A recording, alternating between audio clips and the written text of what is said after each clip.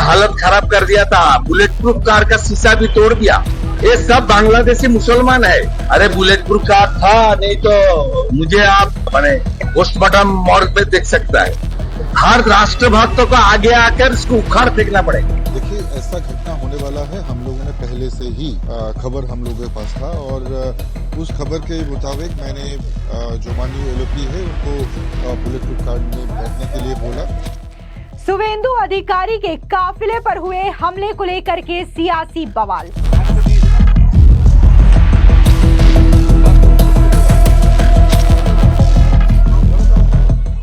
शुवेंदु अधिकारी का बड़ा खुलासा, कहा बांग्लादेशी घुसपैठियों ने किया हमला।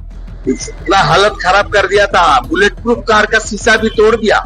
ये सब बांग्लादेशी मुसलमान है।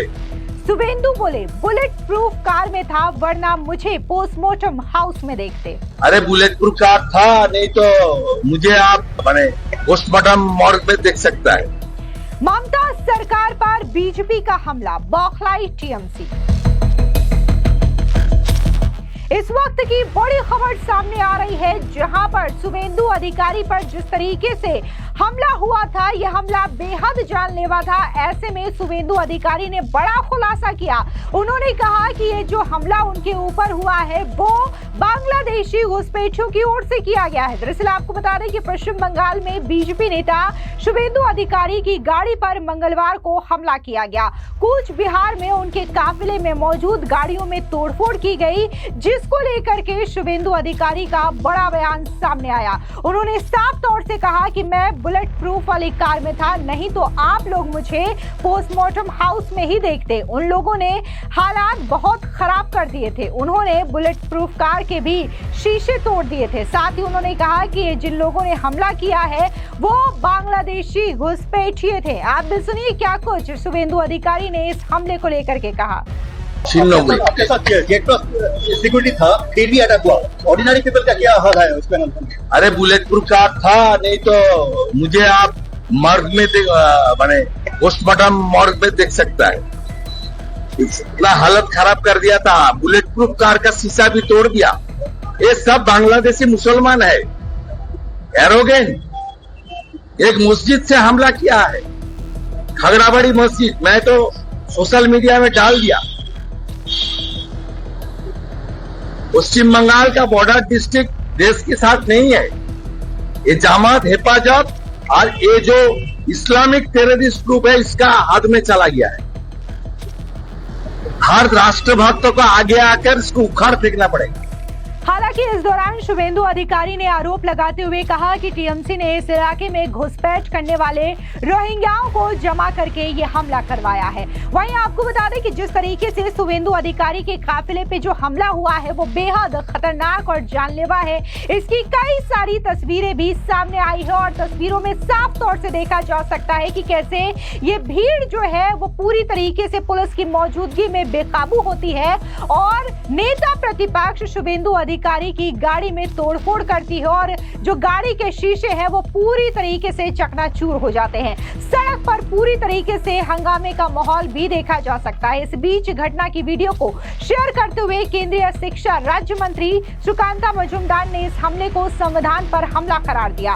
उन्होंने कहा कि आज बंगाल के लोकतंत्र के लिए काला दिन है। शुवेंदु अधिकारी राज्य विधानसभा में विपक्ष के नेता हैं, ये संविधान पर हमला है। तो वहीं दूसरी ओर पूर्व केंद्रीय मंत्री निशित प्रामाणिक ने कहा कि हमें पहले ही जानकारी मिली थी कि इस तरीके की घटना होने वाली है, इस वजह से मैंने शुवेंदु अधिकारी को बुलेट प्रूफ कार में बैठने को कहा। कूच बिहार में घुसते ही टीएमसी के झंडे लिए लोगों ने हम पर हमला करना शुरू कर दिया। भीड़ बढ़ती गई, हमने पुलिस को इसकी जानकारी दी लेकिन कोई कार्रवाई नहीं हुई। सुनिए क्या कुछ निशित प्रामाणिक ने कहा।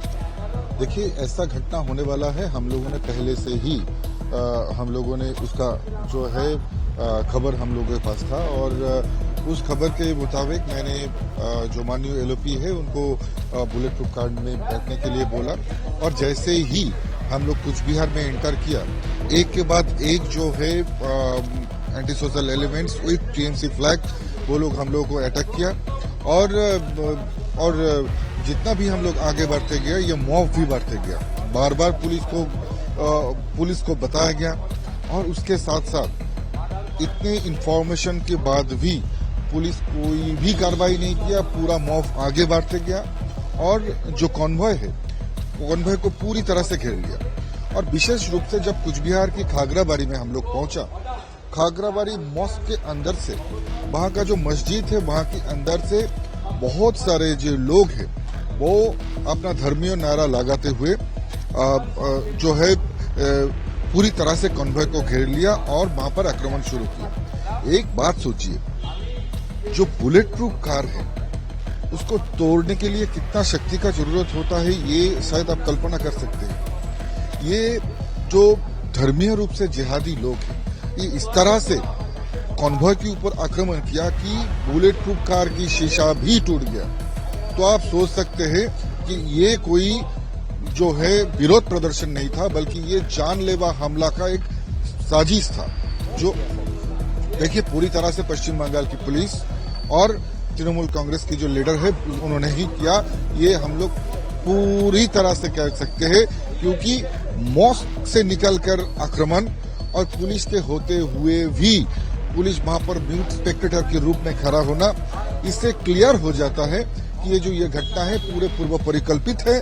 ये जो साजिश है पहले ही रचा गया था कि सिर्फ आक्रमण नहीं बल्कि जो नेता है, जो नेतृत्व है, उन लोगों के प्राण भी लिया जाए। कैसा लग रहा था?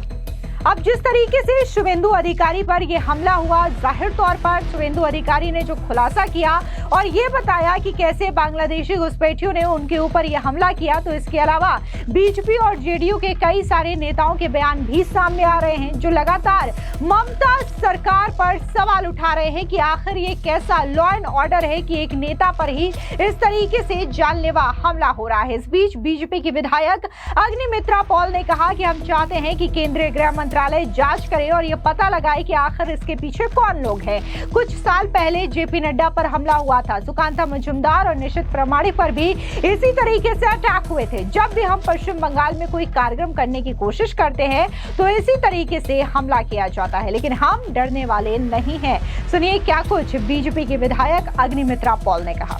सेशन चल रहे पार्लियामेंट में, हमारे सम्मानीय राज्य सभापति और हमारे सारे जो सांसद आज पार्लियामेंट में हैं और उन लोग ये स्टेप ले रहे हैं और शुभेंदु अधिकारी की तरफ से भी ये स्टेप लिया जा रहा है। हम लोग चाहते हैं कि केंद्र सरकार, होम मिनिस्ट्री की तरफ से इसका एक निरपेक्ष तदंत किया जाए, कौन कौन इसका पीछे है। क्योंकि आपको याद होगा कुछ साल पहले नड्डा जी के ऊपर हमला हुआ, फिर डॉक्टर सुकांता मजुमदार के ऊपर हमला हुआ, निशित प्रमाणिक के ऊपर हमला हुआ, हमारा बहुत सारे नेता के ऊपर हमला हुआ। और हम लोग कुछ करने जाएंगे, कुछ प्रोग्राम करने जाएंगे पश्चिम बंगाल में, और ममता बनर्जी ये एक नैरेटिव कि ये आप कुछ भी करने जाएंगे भाजपा तो आपके ऊपर आक्रमण होगा, तो ये हम लोग डरने वाले नहीं है। हमारा जो कार्यक्रम है बंगाल के लोगों के लिए जो काम करना है ये हम लोग करेंगे और आज से हम लोग प्रतिवाद में उतर रहे हैं रास्ते में। वहीं दूसरी ओर जेडीयू के नेता नीरज कुमार ने भी इस हमले की खुल करके निंदा की। उन्होंने कहा कि जांच होनी चाहिए और जांच में ये सामने आना चाहिए कि आखिर इस हमले के पीछे कौन लोग हैं। सुनिए जेडीयू के नेता नीरज कुमार का ये बयान। नहीं, उनके कारकेट पर मैंने भी वीडियो देखा है, जो हमला हुआ है। अब कौन हमलावर है उसका तो नाम थाना में दर्ज होना है। अब इस संबंध में तो थाना को अधिकार क्षेत्र है उस पर जांच करने का और न्यायपालिका को उस पर विचारण करने का। वही बात अगर हम कांग्रेस पार्टी की करें तो कांग्रेस के नेता सुरेंद्र राजपूत का बयान भी सामने आया। उन्होंने साफ तौर से कहा कि अगर शुभेंदु अधिकारी ये दावा कर रहे हैं कि ये जो हमला है वो बांग्लादेशी घुसपैठियों ने किया है, तब तो सवाल गृह मंत्री से उठना चाहिए, क्योंकि आखिर गृह मंत्री के होते हुए बांग्लादेशी घुसपैठिए कैसे बंगाल में प्रवेश कर जा रहे हैं। और सुनिए क्या कुछ सुरेंद्र राजपूत ने कहा। तो शुभेंदु अधिकारी अमित शाह जी से इस्तीफा मांगे ना, गृह मंत्री से इस्तीफा मांगे, नरेंद्र मोदी जी से इस्तीफा मांगे कि बांग्लादेशी केंद्र की मजबूत सरकार के यानी केंद्र की भाजपा सरकार के रहते हुए बांग्लादेश से कैसे आ गए। ये बात शुभेंदु अधिकारी को भी, अमित शाह जी को भी और नरेंद्र मोदी जी को भी बतानी होगी। अगर इतनी कमजोर भारतीय जनता पार्टी की सरकार है कि बांग्लादेशी घुसपैठिए कभी भी आपके यहाँ आ जाते हैं, तो भारतीय जनता पार्टी की सरकार को इस्तीफा दे देना चाहिए। हिंसा का हम कतई सहयोग नहीं करते, समर्थन नहीं करते।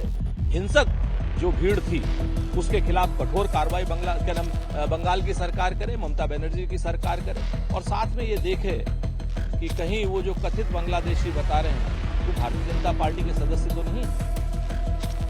हालांकि जिस तरीके से इस घटना की तस्वीर सामने आई है ये बेहद खौफनाक है और काफी ज्यादा हैरान कर देने वाली है कि कैसे एक बड़े नेता जो कि पश्चिम बंगाल विधानसभा में नेता प्रतिपक्ष है उनके ऊपर इस तरीके से अटैक किया जाता है। उनके काफिले के जो गाड़ियां हैं उनको पूरी तरीके से क्षतिग्रस्त कर दिया जाता है और उनका साफ तौर से कहना है कि अगर मैं बुलेट प्रूफ कार में नहीं बैठा होता तो आज मैं पोस्टमार्टम हाउस में होता। यानी कि उन्होंने साफ तौर से यह बताया कि कैसे ये जो हमला है वो बेहद खतरनाक और जानलेवा हमला है।